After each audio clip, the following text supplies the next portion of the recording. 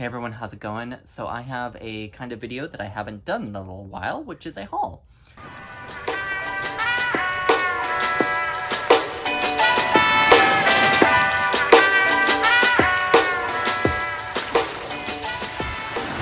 I haven't done one of these in some time, mostly because I'm happy to say that I have actually now acquired a ton of books this year, which is nice, actually. It's really nice to actually, for once, be holding on to some semblance of willpower, although who knows how long it will last.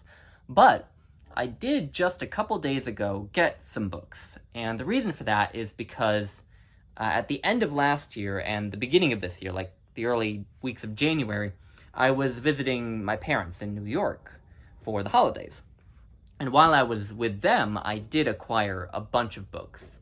My mom and I really love going to thrift stores, and my mom's sisters really liked going to thrift stores, and so I would go to thrift stores with my mom, and later with my mom and her sisters, and I would acquire books there. I also did stop at one used bookstore and buy some books, and I also got some books for Christmas.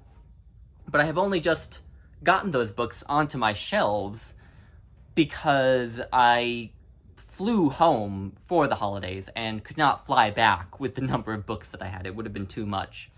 And so I've only just gotten them because my mom recently, just last week for spring break, visited me and she drove. So she drove with all these books to give them to me.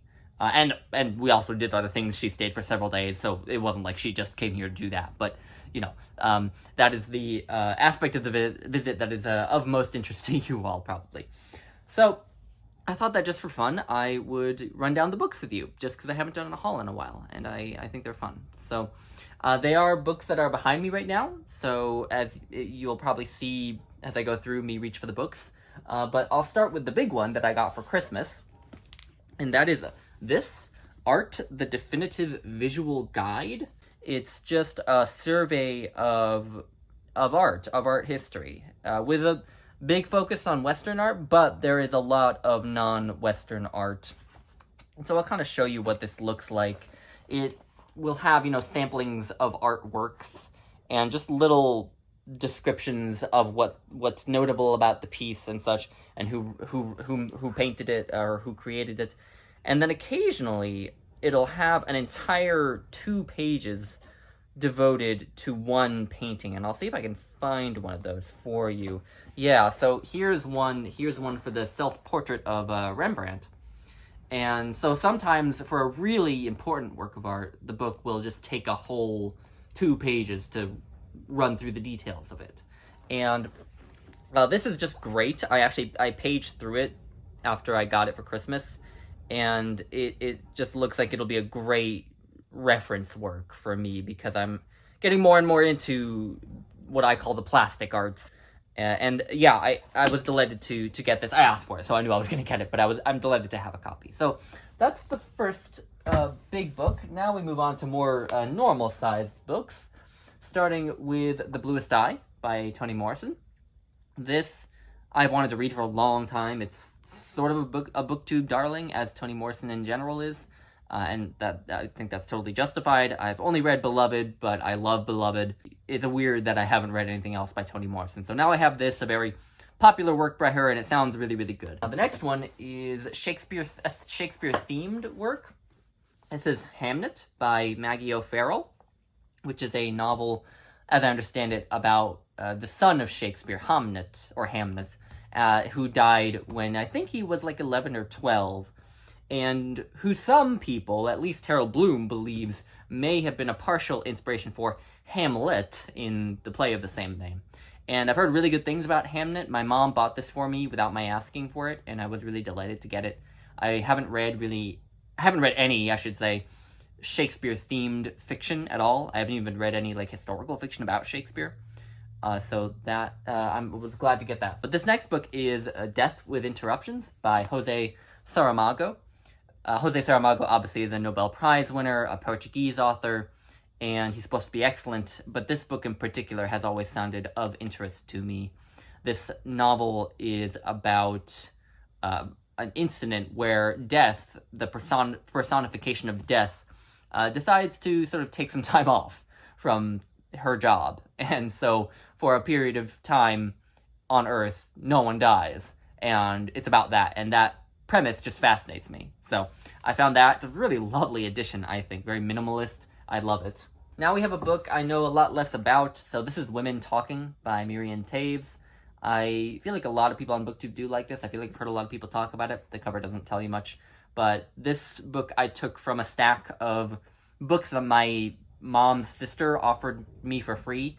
My mom's older sister, Carol, is an instructor at Yale University, and she reads a lot of literary fiction and high intellectual stuff, and she also reads, like, mysteries and such.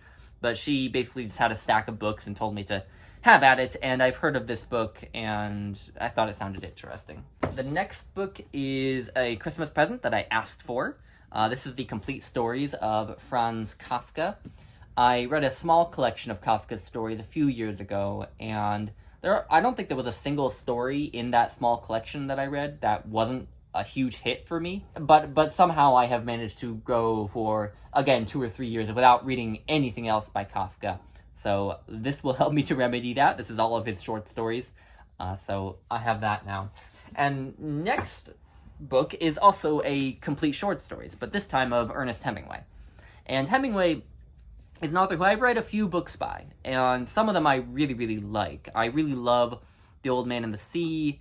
I really love A Farewell to Arms, and I also read The Snows of Kilimanjaro and Other Stories, which I also, well, that one I actually, with short story collections, usually they're quite hit or miss. The Kafka one was an exception, and that one was, like most short story collections, a hit or miss.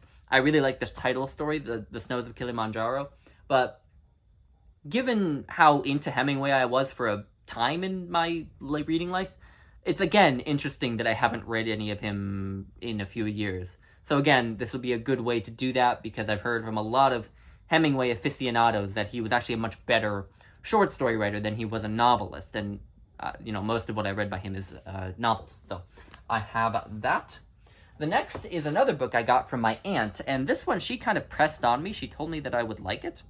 And this is called A Place of Greater Safety by Hilary Mantel, who is obviously most famous for her trilogy of novels about Thomas Cromwell, of which I have read the first 2 and not the third yet. I will eventually, but I will read you the back cover of this novel. Right, it is 1789, and 3 young provincials have come to Paris to make their way.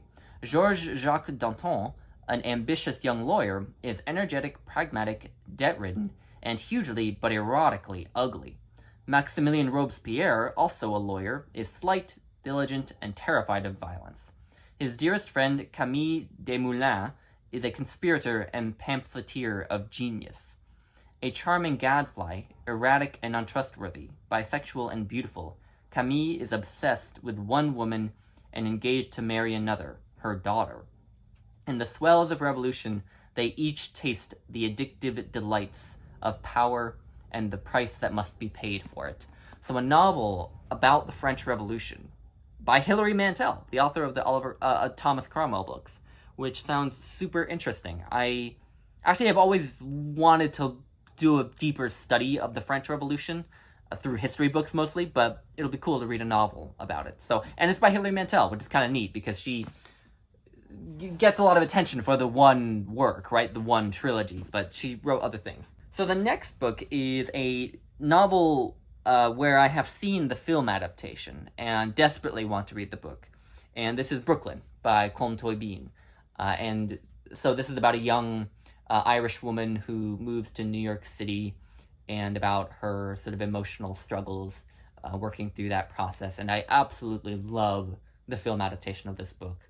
It's one of the best films of the 21st century, I think. It's just wonderful. And this is the novel that it's based on. And I am such a sucker for coming-of-age stories, which is why I love the movie. And so now I will read the book. Next book is another BookTube darling. This is There by Tommy Orange, which I have heard tells a story of a lot of different indigenous people, and I think near the end they all sort of meet at this powwow. And I've heard a lot of good things about it on BookTube. I've heard some mixed things as well, but I have always thought it would sound like something I would like. This is a a book that my mom gave me for Christmas without my asking for it, but I'm really glad that she did. Next is another book that I got from my mom's sister. This is The Mission Song by John le Carré. I don't really know anything about this, but my mom's sister is a huge John le Carré fan, and so she kind of pressed this on me, so I took it. And of course I know John le Carré's reputation, so I am hoping that it's good. I also have, over on my shelf, I have The Spy Who Came In From the Cold, which I'll probably start with, because that is one of the more famous ones, but hopefully this one will be good as well. And now I have a book that is one that I love, one that I've already read twice, and this is just a new translation. This is the Alan Mandelbaum translation of Ovid's Metamorphoses. Ovid's Metamorphoses is one of my top 10 favorite classics from Greece and Rome, probably like a top 30 or 20 at least book of all time for me. And Alan Mandelbaum's translation of Dante's Divine Comedy is quite superb, I think, and so I was delighted to find his translation of Ovid's Metamorphoses.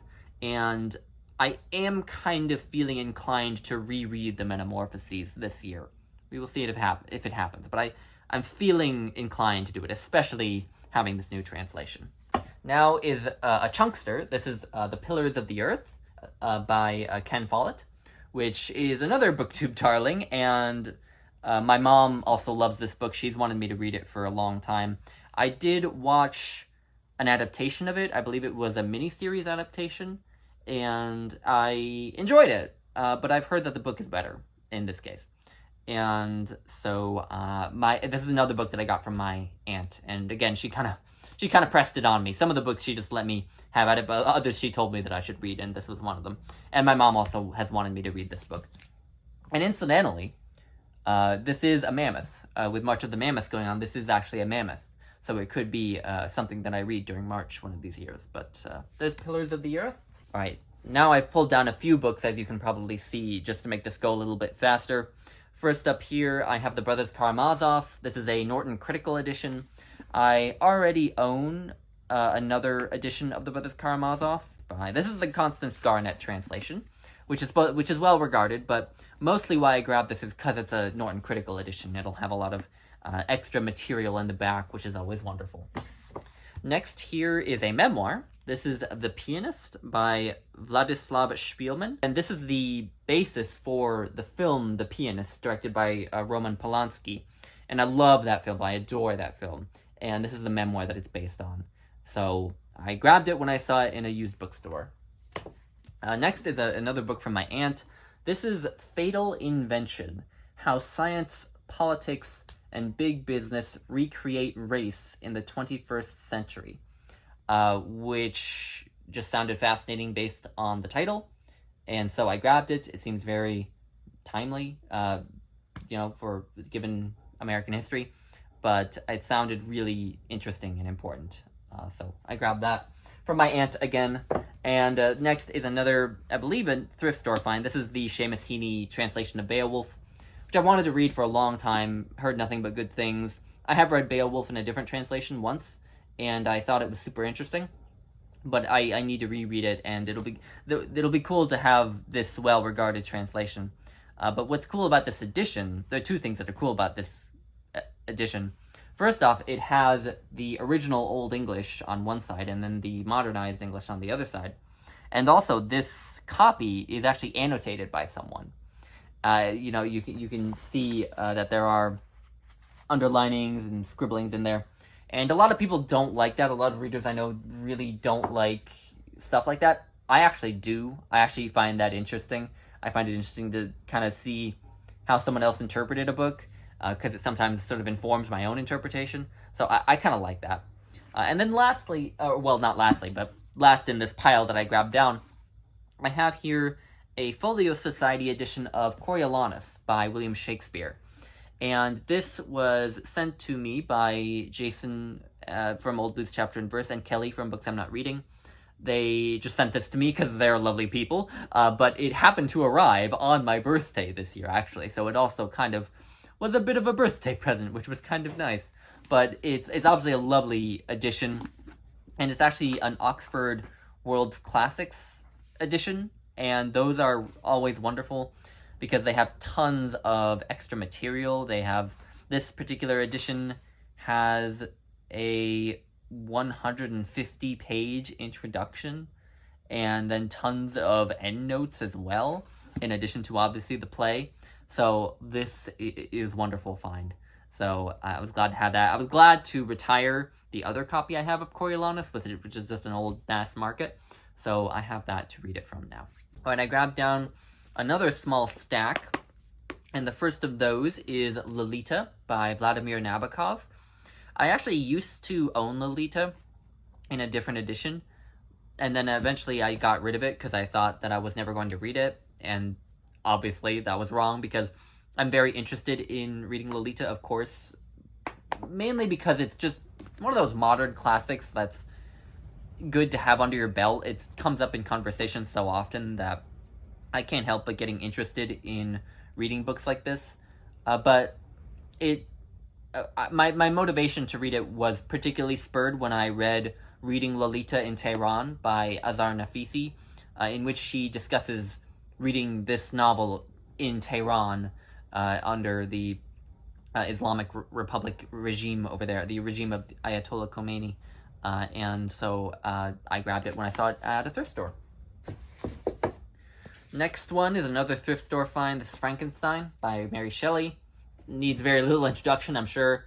A lot of people do love this book. I also know some people who don't like it so much. I think I will like it. I've heard some criticism that the writing is not good, which is unfortunate. If it's true, I haven't read it, so I don't know whether I agree with that. But as I get more into science fiction, which I am, this is one of the foundational works of science fiction, and so I definitely will be interested to read it. This next one is sort of a pastiche on classical literature, and this is The Song of Achilles by Madeline Miller. I have been very outspoken about my love of the Iliad, and this is a novel that I believe focuses on the relationship between Achilles and Patroclus. And it's just gotten great reviews. I've heard really good things about it, so definitely eager to read that. And then I have another memoir next. This is The Soul of a Woman by Isabel Allende, which, as I understand it, is kind of a memoir with a kind of feminist lens, where she kind of talks about her sort of coming of age as a woman and the development of her kind of feminist ideas. And I do love memoirs, although I'm not reading nonfiction this year. And there's another book that I kind of grabbed off the stack of the books at my aunt's house. And then this next one will be the last in this first shelf, and that is a classic. This is A Tale of Two Cities by Charles Dickens. This is the Dickens novel that has always sounded the most appealing to me. The other one that's always sounded most appealing to me is Oliver Twist.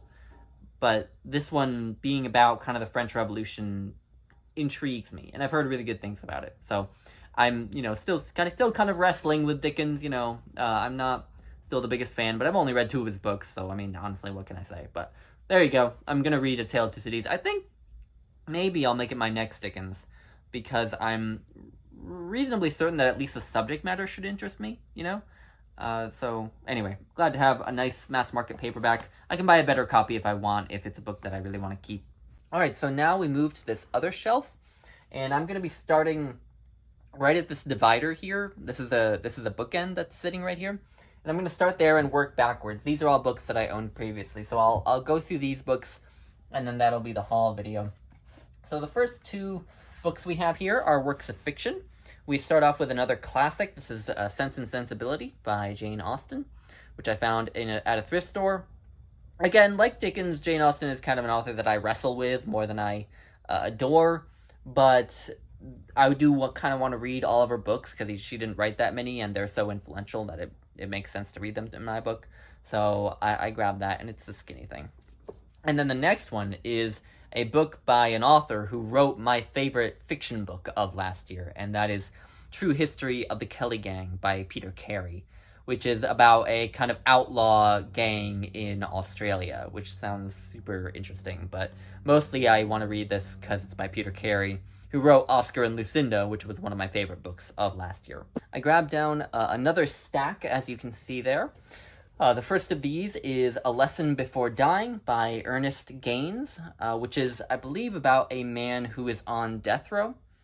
which sounds pretty fascinating.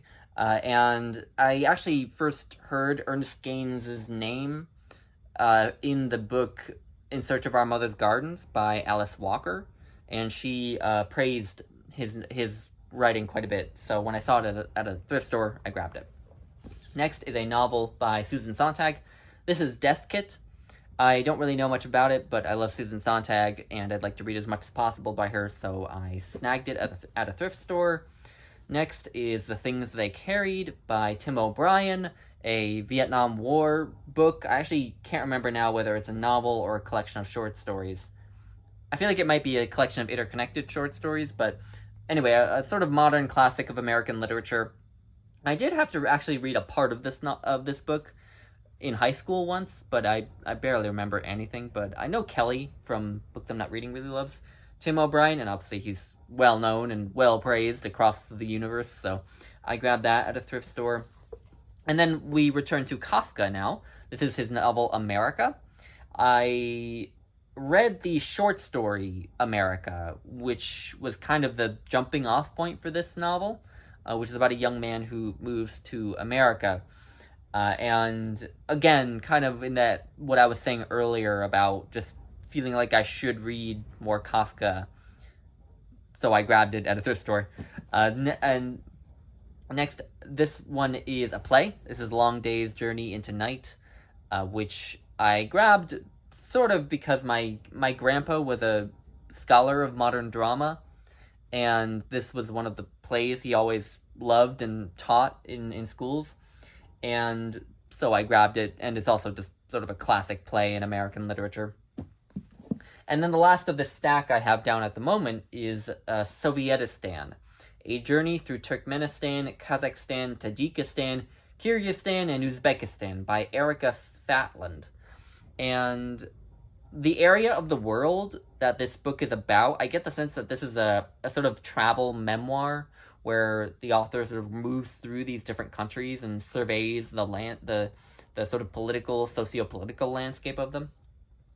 I grabbed this book, and I've heard of this book before, but I grabbed it because I am quite fascinated with the part of the world that it deals with that area of Central Asia, but I know so little about it, and so I kind of hope that this will be a gateway for me to learn more about it, and the book sounds really good too, so there's that.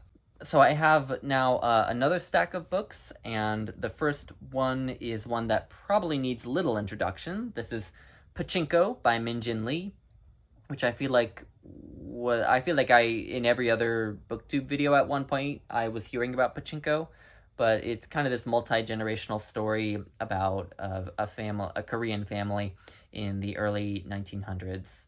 And I do have a weakness for stories like that, as well as coming-of-age stories. So this is another book that I grabbed from my aunt. Next is a nonfiction book that I once owned and then got rid of. This is The Souls of Black Folk by W.E.B. Du Bois. I've been fascinated to read this work for a long time, and so now I have a copy in a nice Barnes & Noble hardcover. Then this next one is not my usual kind of book. This is Pushing North, Tame the Mind, Savor the Journey by Trey Free. This is kind of a self-help book about motivation and getting shit done, basically.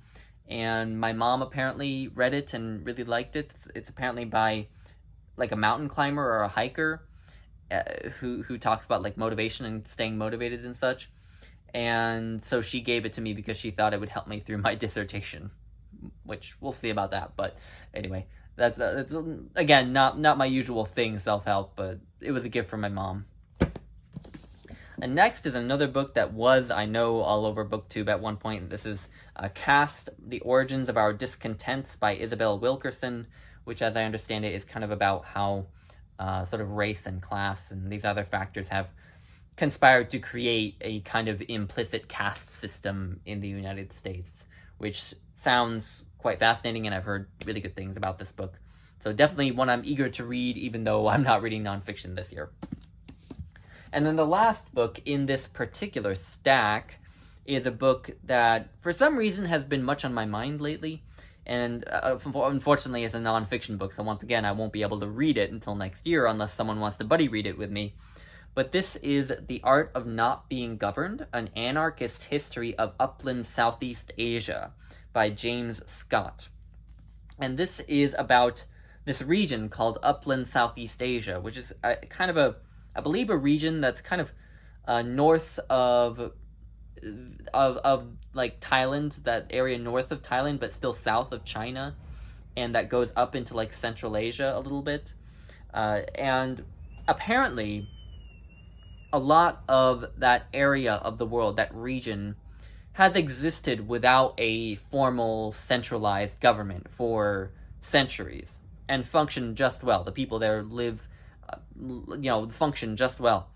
And I've just always been fascinated by the topic of this book. I've known about it for a long time. There was a Crash Course History video based on this book, and that's what got me interested in the book. And lately, I also find myself more and more interested in anarchism as a political philosophy. And honestly, I do kind of find myself leaning more and more towards becoming an anarchist myself in terms of my political philosophy, which is not something I ever thought I'd say, because I used to just deride anarchism as a philosophy, but the more I learn about everything about history, the more I just don't trust governments, period. So I'm interested in this book partly for that reason, partly because it just sounds like a fascinating bit of history. And now I have one more chunk of books that I just grabbed off the shelf. The first one is yet another memoir, but it's a memoir by one of the greatest writers who ever lived. This is Moments of Being, a collection of autobiographical writing by Virginia Woolf. So this isn't really, I don't think, a formal memoir like we think of memoirs nowadays. This is more like I believe, a collection of pieces that she wrote about her own life. And I just love Virginia Woolf, so this was a book that I wanted to read anyway. And then I saw it at a thrift store and could not resist, obviously. Next one, I believe, is another thrift store find. This is The World of Rome by Michael Grant. I have read Michael Grant's translation of The 12 Caesars by Suetonius. At least I believe he was the translator, and that was great, but I also just really feel like I should know more about the history of ancient Rome, given how much I read the classics of Greece and Rome. And this is a book that I know has come recommended from many people who are knowledgeable on the subject, so that was a good find. Next one is actually a writing book, and I haven't talked about it much, but I actually really love books about writing, even though I'm myself not a writer. I just find something fascinating about how people write about their craft. And I guess in a sense I am a writer because I write academic articles for like, my academic work. So I am a writer in that sense, but I don't write like popular stuff. I don't write journalism, I don't write novels or short stories or essays or this sort of thing. I write very like academic, specialized, technical stuff. But anyway, I love reading about writing and writers' memoirs, and this is Bird by Bird by Anne Lamott, and the subtitle is Some Instructions on Writing in Life. And this is a book I know I've watched a review of, and it sounds quite good, and Anne Lamott I know is a well-known fiction author, although I have not actually read any of her novels. Then I have a collection of poetry. This is The Book of Urizen by William Blake, and it does not have... Oh, wait, it does have his paintings in it. So it has his paintings that go along with it, as well as just the text. And William Blake, I keep telling myself I'm going to get into William Blake some year, and it keeps not happening. I think I'm just really intimidated by him, but eventually it will happen. Alright, 3 more books, which are all novels, or at least fiction. The first one is The Custom of the Country by Edith Wharton. I love Edith Wharton. I've read 3 of her other books, and love them all. So I grabbed that. Then I have A Bend in the River by V.S. Naipaul, which I grabbed mostly because it's a novel that deals with colonialism and imperialism, at least as I understand it. And that's a subject that I'm getting more and more interested in reading about. So I grabbed that. And then finally, lastly, I have the complete fiction of Nella Larsen, which is not a big book because I believe she died very young. But this includes Passing, which was made into a nice, and not a great, but a nice film last year, a nicely shot black and white film last year. So it includes that as well as a number of her other fiction works in it. So anyway, that is my haul of books I acquired over my winter break and have just recently brought into my library. Let me know if you have any thoughts on them, if you've read them, or want to read them. And anyway, I will leave things at that, and I will see you all in my next video.